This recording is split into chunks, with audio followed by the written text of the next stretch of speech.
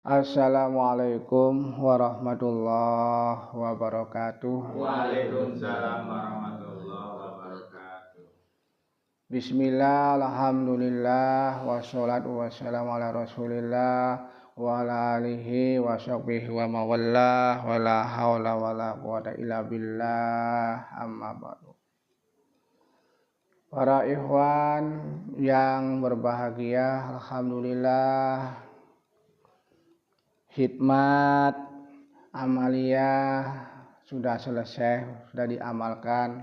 Sekarang dilanjutkan dengan khidmat ilmiah. Nah, ayeuna bulan naon ieu? Mulut. Sepertinya. Oh, masih saparnya. Sapar.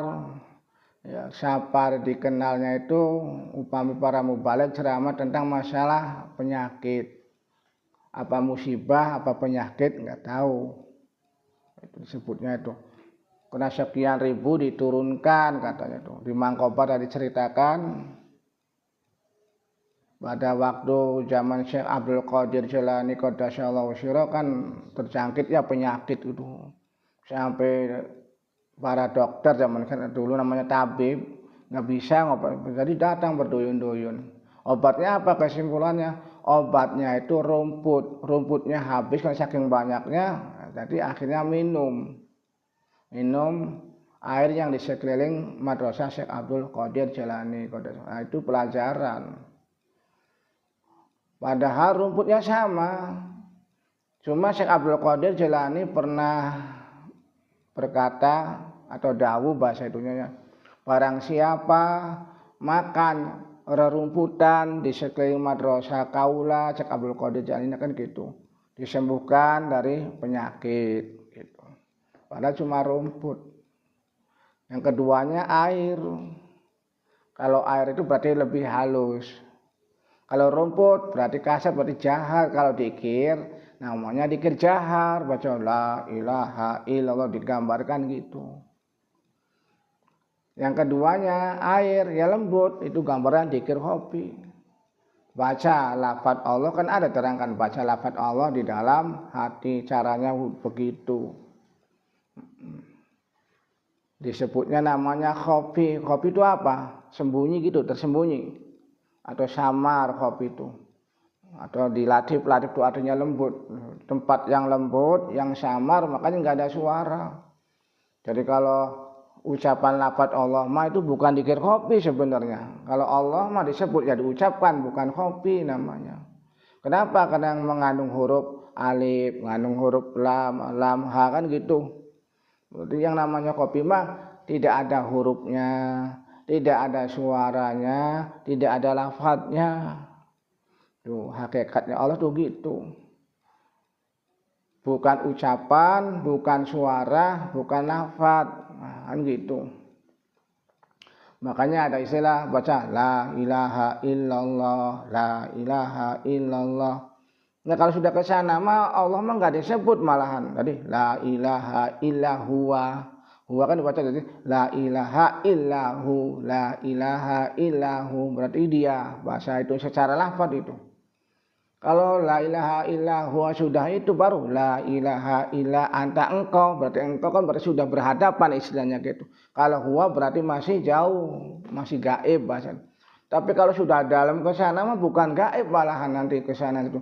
Jadi la ilaha illa anta. Kalau anta kan masih jarak ya. Udah sampai ke sana mah dalam diri nanti la ilaha illa ana, la ilaha illa ana. Tapi anaknya bukan lahir begini, anaknya larinya kemana? Namanya aku bahasa itunya tuh. Makanya wa nahnu aqrabu ilaihi min hablil warid. Kenapa? Bukan anak, itu bahasanya kan aku, ya kan? Padahal tujuannya ke siapa? Ke siapa? Ya ke Gusti Allah. Jadi aku setiap siapa baik mesti mempunyai namanya aku, ya kan? Keseluruhan disebutnya apa? Nahnu ya ke Gusti Allah larinya. Siapa sih yang paling dekat dengan diri kita itu? Ya kan? Kalau bukan aku, ya kan? Bisa jadi jasad mah lebur hancur semuanya, napas sudah bakal ada selesainya, Begitu juga kemampuan panca indera juga bakal ada akhirnya. Tapi yang namanya aku mah nggak bisa dihancurkan, nggak bakal dimusnahkan. Aku. Nah, barang siapa mengenal aku, nah aku sendiri nih sebutnya tuh. Ya, kebanyakan manusia itu belum mengenal aku. Nah, makanya aku ini dibagi jadi dua. Bisa akunya namanya sumber kegelapan, aku yang sumbernya apa? Cahaya, kan gitu. Makanya saya nerangkan nggak paham asal ngomong ini ya. Nanti silakan direvisi sendiri barangkali salah atau apa itu. Kalau ada yang sesuatu belum paham dengan nanya ke saya langsung, ke orang lain mah belum tentu itu nanti. Nanti belajar mengenal aku. Man arafa nafsahu faqad arafa rabbahu. Barang siapa mengenal dirinya, ya sungguh telah mengenal Tuhannya. Yang disebut Tuhan itu apa sih? Tuhan kan banyak sebenarnya bahasa itunya nyebut Tuhan kan. Tuhan pasti semua juga yakin. Yang namanya Tuhan ya itu Maha Esa semua juga. Cuma yang beda tuh nyebutnya. Ada zaman dulu namanya Aj. Ada yang nyebutnya disebutnya Al. Saya kalau sebutkan kan di grup tuh berapa ratus nama sebutan Tuhan bahkan ribuan ya. Banyak kalau disebutkan itu saya hafal itu.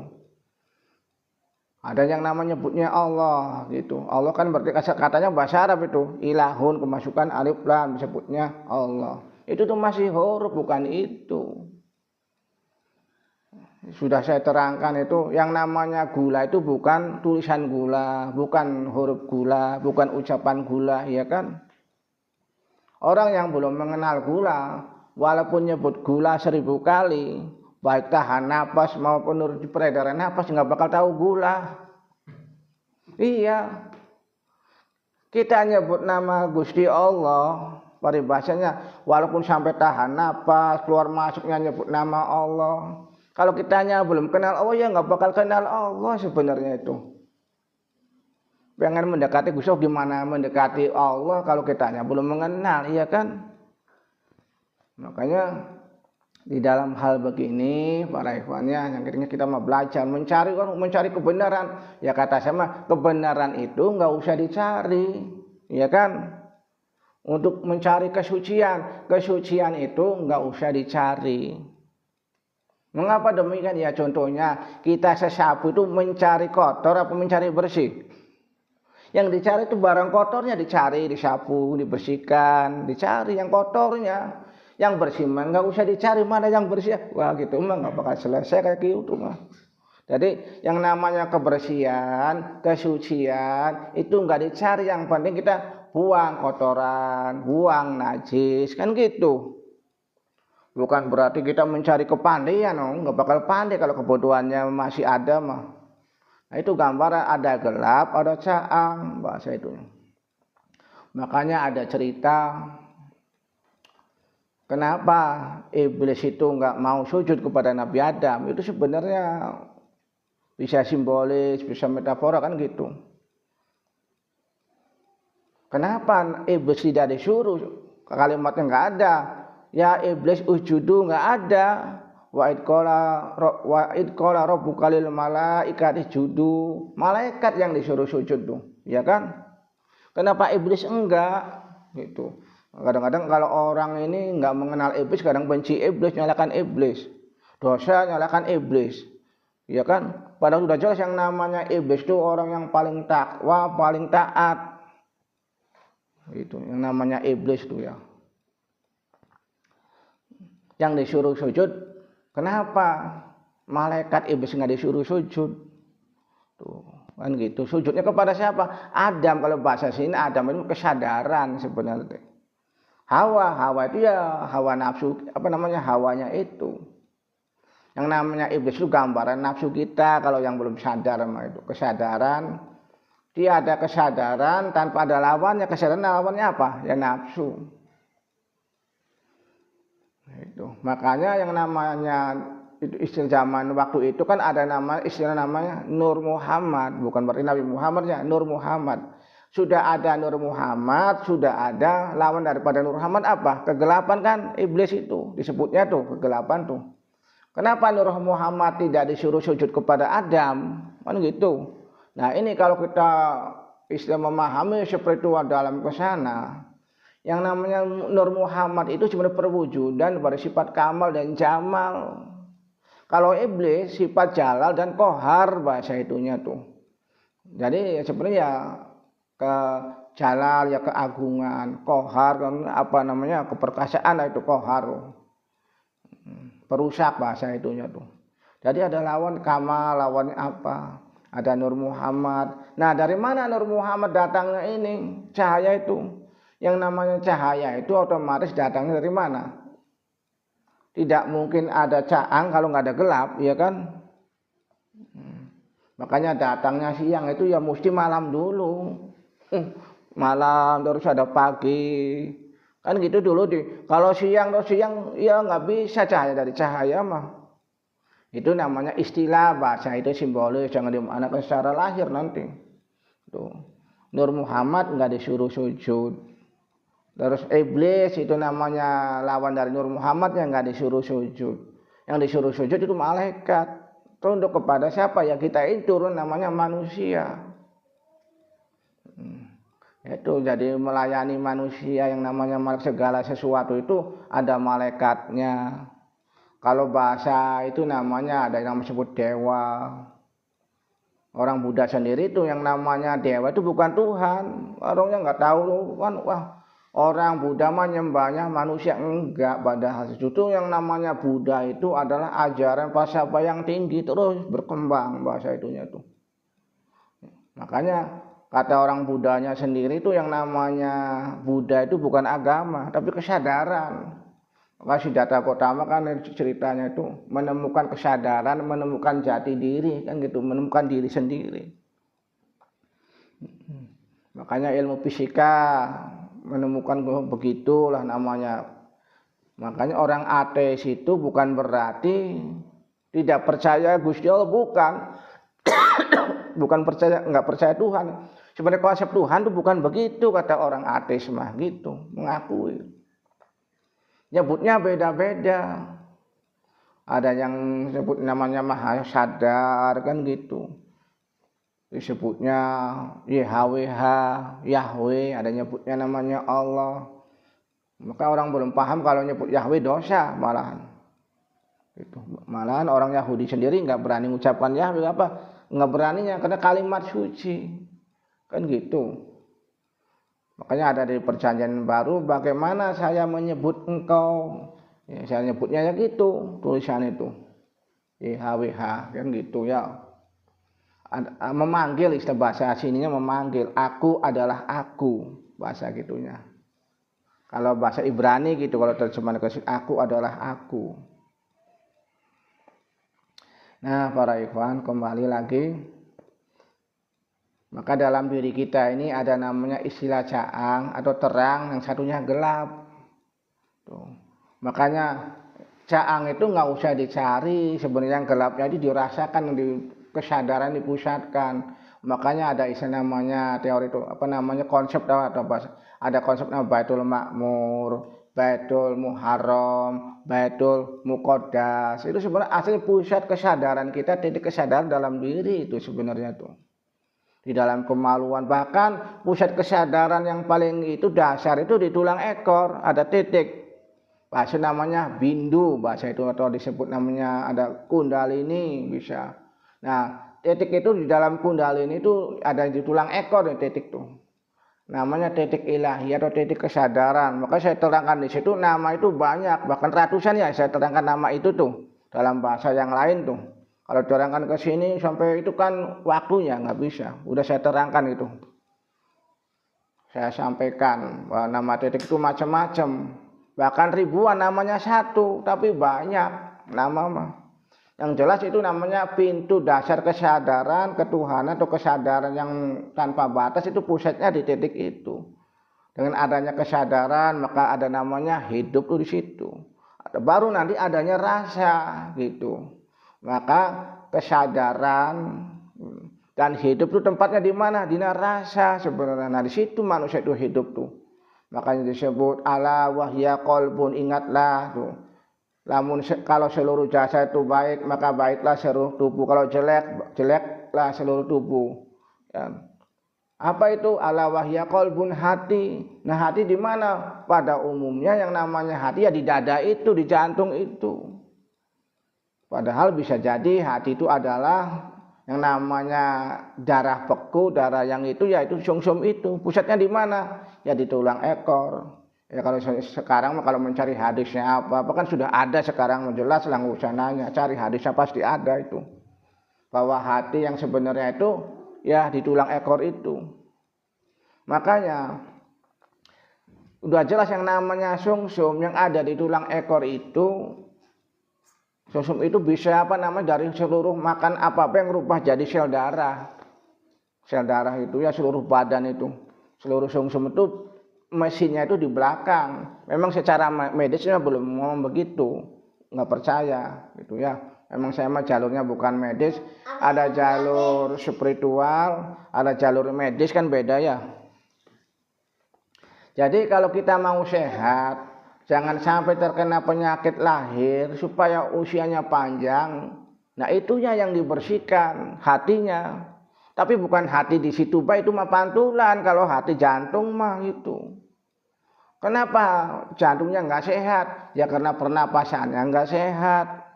Penyebab pernapasan nggak sehat, yaitu sumsum yang dari belakangnya itu nggak sehat juga. Makanya namanya kalau kita ingin sehat lahiriahnya, maka sehatkan lapisan bumi yang ada di dalam diri kita itu yang sumbernya dari sumsum. Tuh, sumsum, cahaya dari sumsum jelas namanya tulang. Tuh. Cahaya dari tulang apa namanya? Daging kan, cahaya daging namanya darah, cahaya darah namanya kulit, cahaya kulit namanya apa? Namanya ya bulu atau rambut ini. Memang pelajaran begitu secara medis enggak ada kayak gitu tuh. Otomatis kalau kita sumsumnya sehat, otomatis tulangnya sehat. Tulang yang kecetit apa itu nggak bakal bener kalau sumsumnya nggak bener. Makanya kalau orang jatuh, kemudian jatuhnya dodok, tulang ekornya kena, suatu saat kena stroke ya pantes.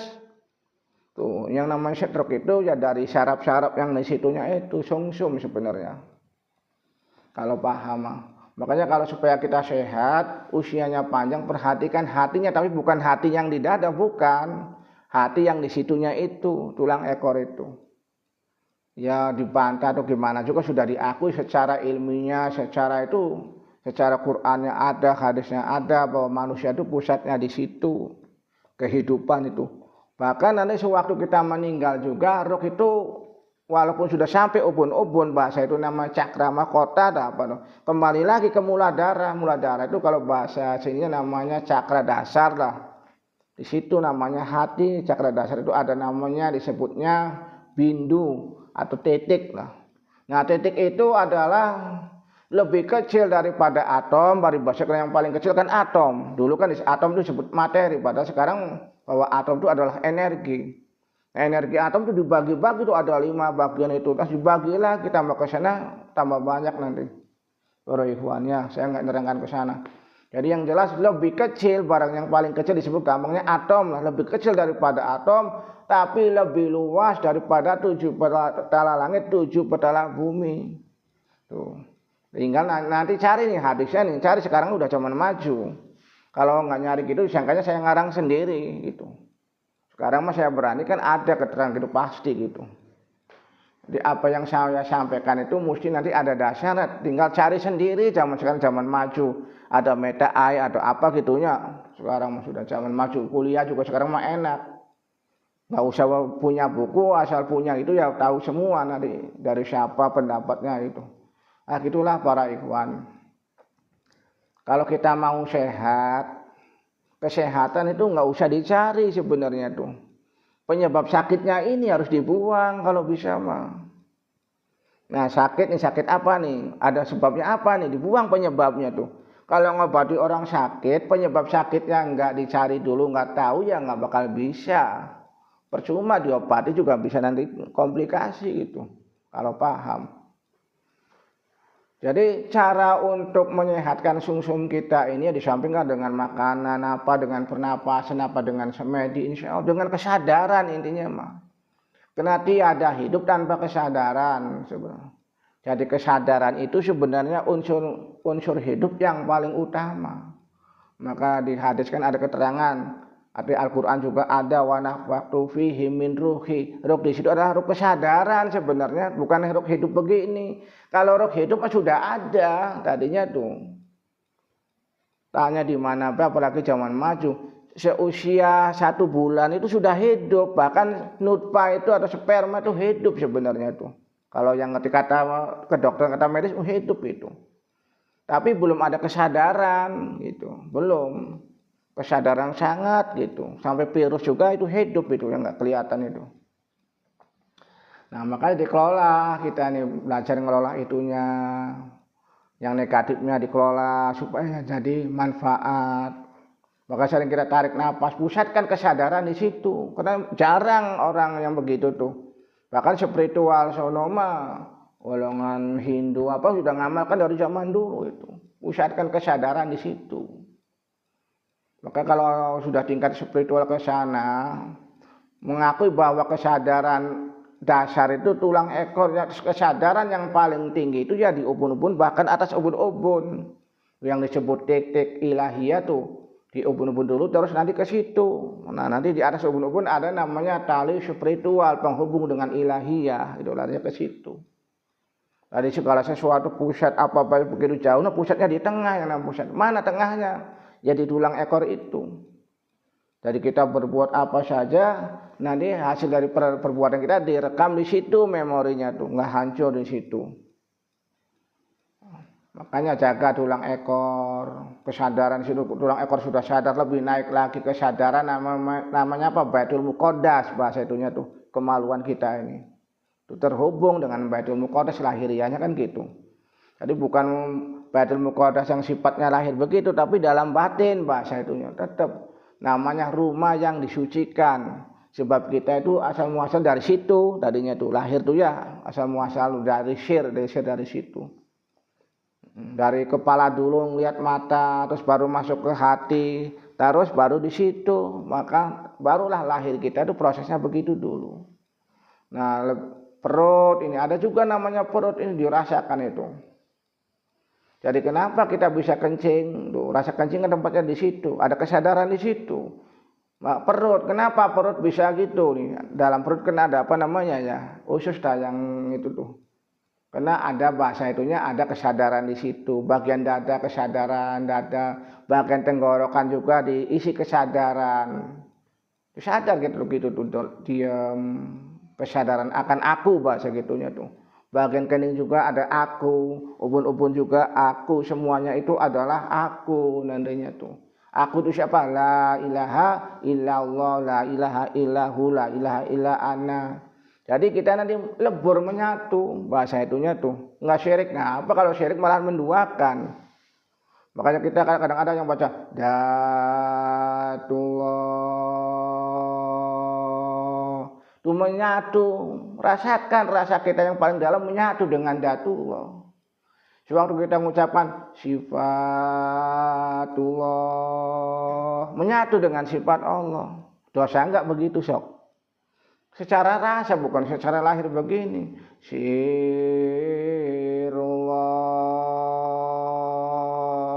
Tuh bukan memanggil sirullah. Itu maksudnya menyatu rasa kita tuh dengan sirullah. Sirnya itu sir kita itu.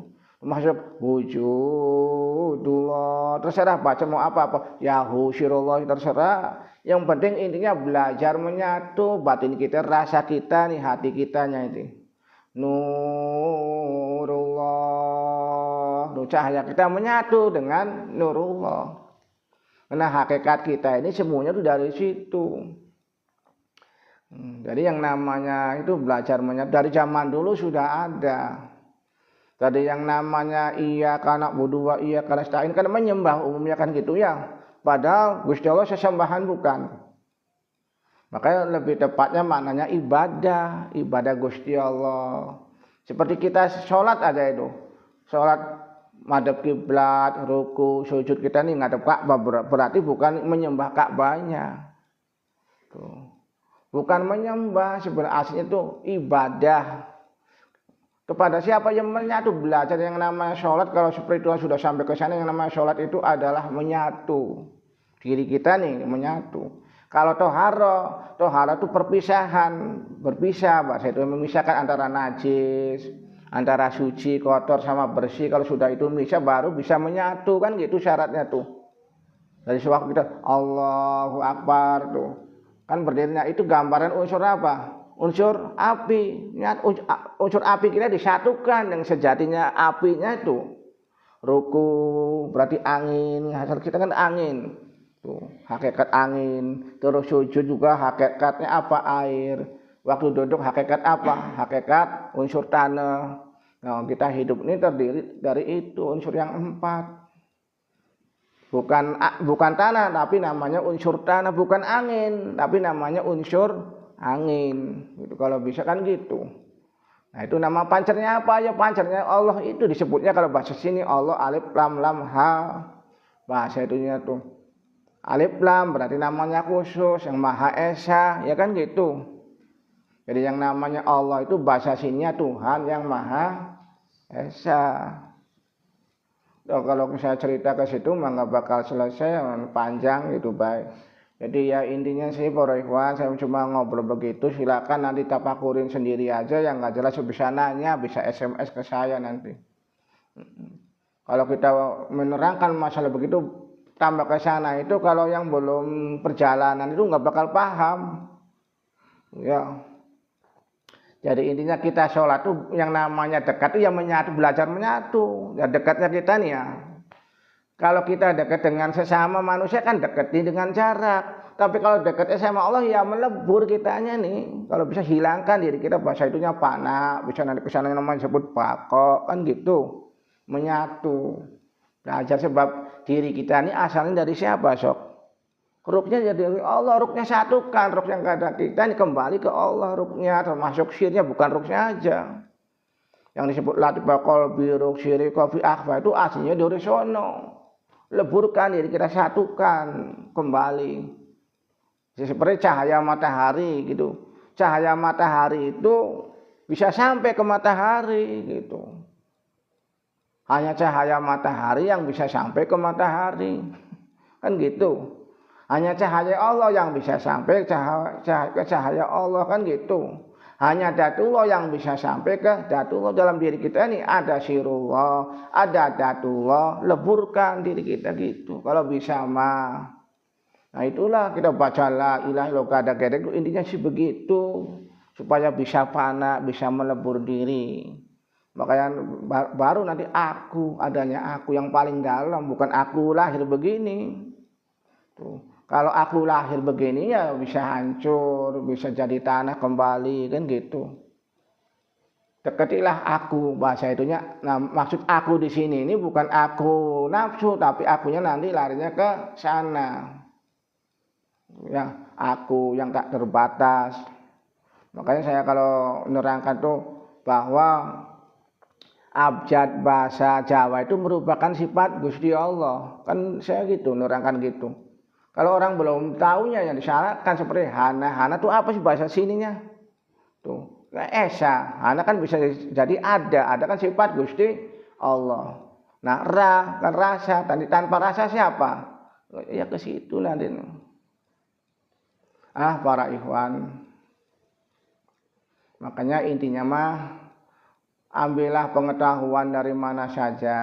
Tapi jangan sampai menyalahkan, karena kebenaran itu sebenarnya hakikat daripada kebenaran itu adalah kesalahan sebenarnya, tapi belum diketahui kesalahannya, disebutnya benar.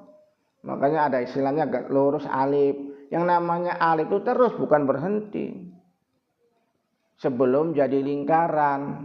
Jadi yang namanya lingkaran itu bagi yang nggak paham itu garis lengkung. Tapi yang sudah ke sana tingkatan yang dalam, yang namanya lingkaran itu sebenarnya garis lurus tak terhingga atau pengembangan daripada titik sebenarnya kalau paham. Nah, kita di dalam menuju Gusti Allah itu usahakan supaya jadi lingkaran, atau bahasa itu namanya nol, kalau huruf namanya O gitu. Yang namanya O kan kemana baik, makanya ada istilah untuk konsentrasi kan bahasanya kan O itu. Oh, kenapa ada M-nya? M itu ya alamat apa? Berhenti. Tuh. Tuh. Mulut kan berhenti, yang mulut kena ya, bengkem. Kalau O kan membuka. Jadi kalau membuka itu kuncinya O. Kalau nutup dengan maka bacanya Om atau Om. Ada juga pakainya Hu. Nah, Hu itu ambil dari tulisan lafaz Allah itu, Hu kang bundar tuh. Maka silakan. Atau kita nanti baca kesadaran, bayangkan apa nama Allahnya apa di tulang ekor, Hu-nya di ubun-ubun, nggak apa-apa. Ada yang nerangkan gitu. Allah tulang ekor, ubun-ubunnya Hu, bagian dadanya nama Allah. Terus gitu. Baru tarik nafas, Allah pusatkan tulang ekor. Tahan nafas, dikeluarkan. Atau siapa? Aduh ya tetap larinya ke Allah kalau orang Islam kan gitu. Terus di sini rasakan Hu Allah. Terus baru Hu. Atau kalau kita nyebut Yahweh Yahweh itu punten ya. Silakan baca gitu kalau Bapak itu asma Allah bisa jadi. Ya.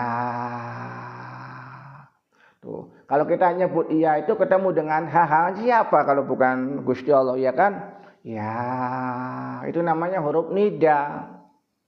Silakan. Ya, dirasakan tulang ekor.